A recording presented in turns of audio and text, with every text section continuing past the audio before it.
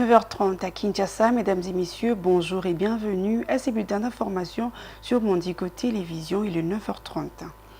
Le Parlement congolais ouvre ce lundi 16 septembre 2024 sa session ordinaire de septembre, traditionnellement consacrée au budget. Cette session a toutefois d'autres priorités dans son agenda, allant de son fonctionnement interne au contrôle de l'exécutif. Décryptage de principales priorités. Pour les deux chambres du Parlement congolais, les priorités sont les mêmes. Adoption de lois budgétaires, parachèvement de la mise en place des organes parlementaires, adoption de projets de loi, ratification des ordonnances, lois prises sous la loi d'habilitation du gouvernement, examen de rapport des vacances parlementaires et contrôle parlementaire. Nous y reviendrons avec plus de détails dans nos prochaines éditions. Toujours dans le même chapitre, mais toujours avec des brèves, le président de l'Assemblée nationale ivoirienne, Adama Bikoto, est arrivé à Kinshasa le dimanche 15 septembre pour assister à l'ouverture de la session de septembre prévue ce lundi 16 septembre 2024 à 12 h.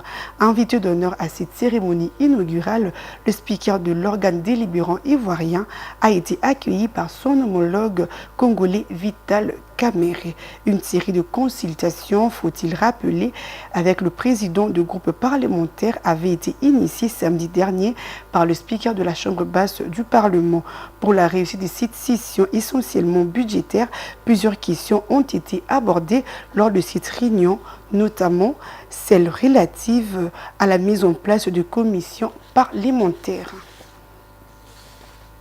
Et puis autre chose à présent, Jean-Pierre Lacroix, chef du département des opérations de paix de l'ONU, va entamer ce lundi une visite d'une semaine en RDC pour des échanges avec les autorités nationales et partenaires régionaux. Cette mission intervient à un moment clé pour la MONUSCO et les efforts de stabilisation dans l'est du pays. Lors de son séjour à Kinshasa, Jean-Pierre Lacroix doit rencontrer le président de la République, Félix Tshisekedi, la première ministre Judith Suminwa, ainsi que d'autres membres du gouvernement récemment nommés.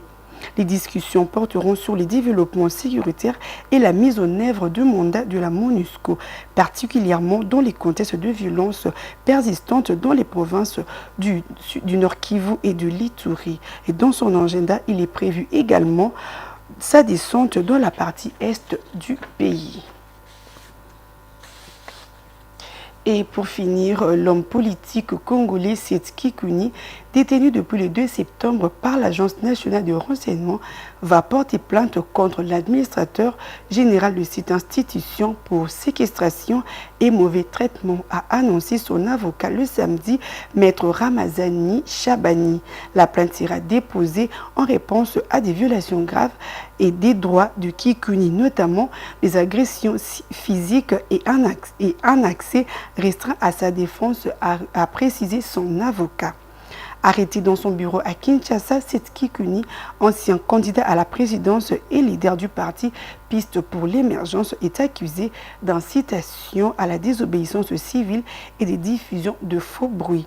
Suite à un discours prononcé à Lubumbashi, ces accusations sont rejetées par son parti qui les qualifie de préfabriquées et sans fondement. C'est tout pour le 9h30, mesdames et messieurs. Merci à vous de l'avoir suivi.